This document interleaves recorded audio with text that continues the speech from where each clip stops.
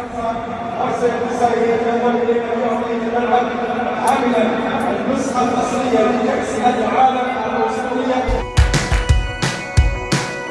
شغلت النجمة ياسمين صبري حديث الجمهور خلال الساعات الماضية بعد حضورها فعاليات حفل افتتاح مونديال كأس العالم 2022 في قطر.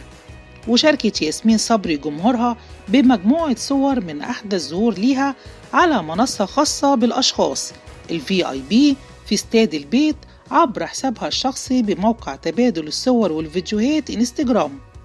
وأعربت ياسمين صبري عن مدى سعادتها بحضور حفل افتتاح كأس العالم بقطر 2022 من خلال تعليق أرفقته بالصور، وقالت: شكرا لقطر على استضافتي. ليتبين فيما بعد أن سعر تذكرة الجلوس بمنصة VIP باستاد البيت تبلغ ما يقرب 22,450 دولار أمريكي، أي أكثر من نصف مليون جنيه مصري.